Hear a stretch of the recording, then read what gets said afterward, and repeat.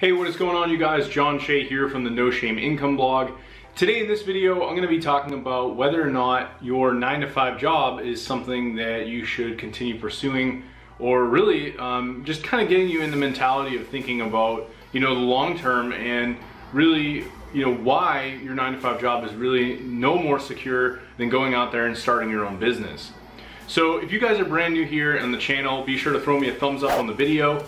And as well, be sure to subscribe. I release new videos each and every week. As well, if you guys decide to go back and leave me a comment on the video, I will actually go back and respond to your comment. So let's jump into today's video.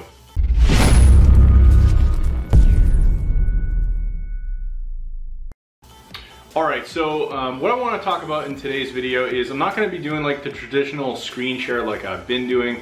I'm actually going to be kind of telling a little bit of a story today. I know people love stories, so we got a story for you guys today. And I wanted to talk about something that kind of occurred with me in my career and some of the things that really got me thinking more about starting my own business and just getting out on my own and not necessarily working for a boss, right? So for me, I had gone to college, pretty typical, graduated high school, went to college, and I actually went for a 2-year degree. I didn't go and get the 4-year bachelor's degree. I actually got an associate's. And all throughout high school, I was actually in a, basically what was kind of like considered a technical school. So one week you're doing academics, and then the next week you're in what was considered a shop class, where you're basically able to pick one of like 20 different subtopics, and you would be in a classroom for the entire week learning about that topic. So some examples could have been like electrical or plumbing or computers, IT. There was all kinds of different topics. There was some where like you're doing like draft work on computers.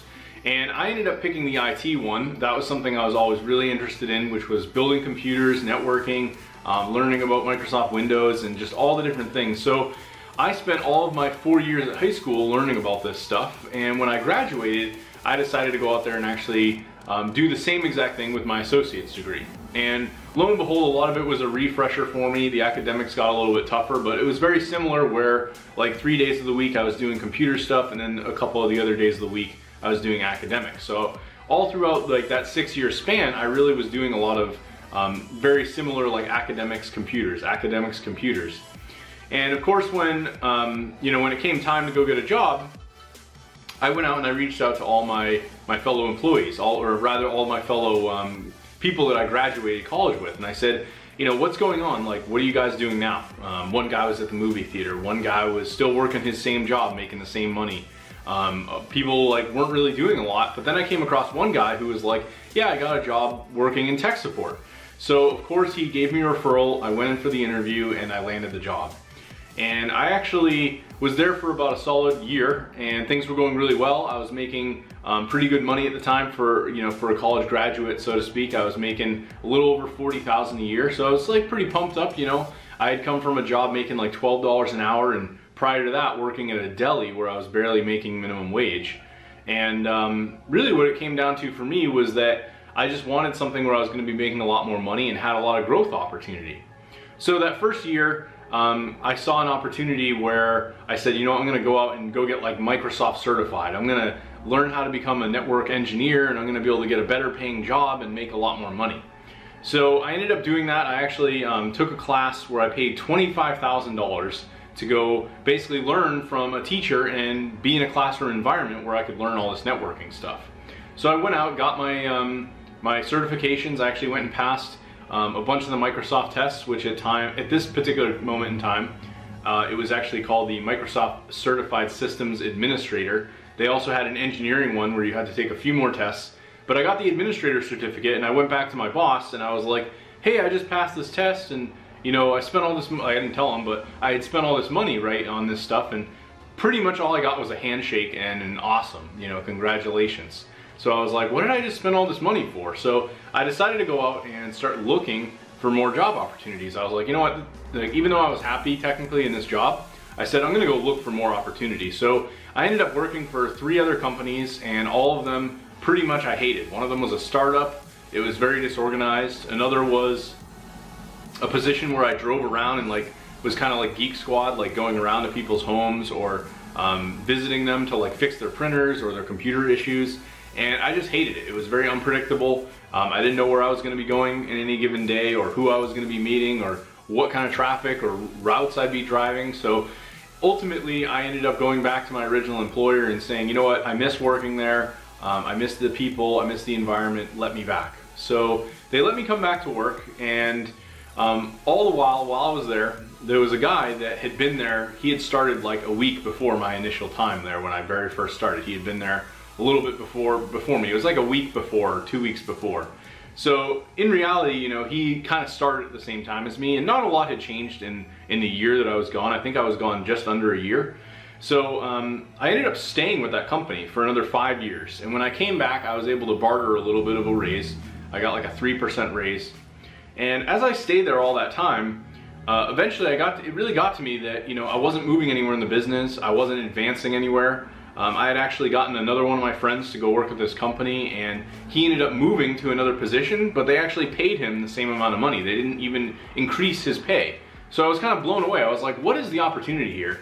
And I even tried to maybe consider getting into like their sales department or marketing, and they would open these roles for like even things like SEO, and I was excited. Like I had been learning this stuff on the side, and I never ended up getting it. Like they just ended up having issues at the company. Things started downscaling, and they were actually letting employees go.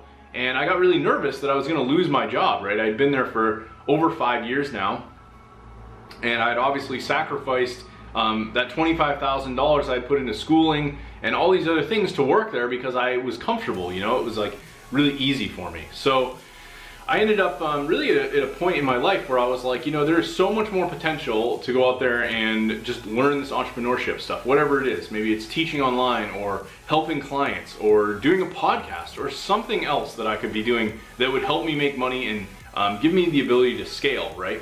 Whereas in this particular job, I was really stuck. And the whole thing really came to light when the company actually eventually got bought out. This occurred after I had left, of course. And what ultimately ended up happening was that same guy I mentioned who started like the week before me, he'd now at this point been at the company for close to 10 years. And they actually went and looked at some of his past history, and they basically were doing like eliminations of some of the people that were working there, and ultimately he got cut and was pretty much just let go. There was nothing wrong that he did. He wasn't doing his job incorrectly. He just literally got let go after being a dedicated employee for over 10 years. And that's where, you know, that really jogged something in my head. It made me really realize for many people that are out there working 9-to-5 jobs, anything could happen at any time. You know, like the company could go under, someone else could come in and do a better job than you at your job, and you could be replaced. And there may not be a whole lot that you can do about it.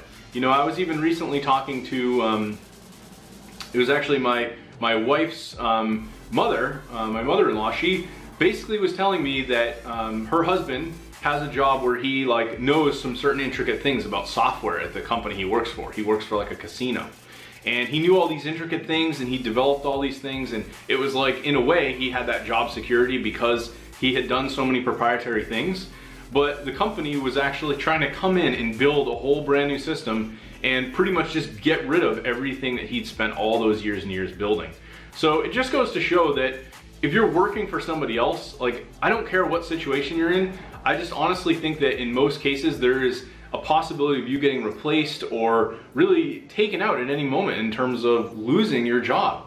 Now, I know some of you in certain circumstances this may not apply depending on the profession that you're in, but I've just found that over the years for me, any job that I've ever worked for any employer, whether or not it was doing something at a salary or an hourly position, there was always some circumstance that could happen where I could end up losing my job. And I was really no more secure in that position than I would have been going out there and trying to figure out things on my own. And in fact, because I really took the mindset of going out there and saying, hey, I'm going to figure this stuff out on my own. I'm gonna go get some clients and I'm gonna build my own business and not think like, oh, I need to go like submit my resume to 200 companies this week and I really need to go get a job. Everything completely changed for me. I basically went from having the ability to control what's happening in my life, control how much income I want to make based on how much effort I put into everything. Not just feeling like, hey, I'm comfortable and I'm gonna go get a couple $1,000 check every 2 weeks And that's just how it's gonna be for the next 10, 30 years, you know, 10 plus years. That wasn't the life that I wanted to live. So anyway, I wanted to do this video as just a little bit of a story for you guys, give you a little bit of my own background. And if you enjoyed this video, be sure to, again, subscribe. And I'm also going to leave a link below in this video to my #1 recommended program that I highly suggest you check out. So check out the link below in the description. And again, thanks for watching this video, and I hope you enjoyed it.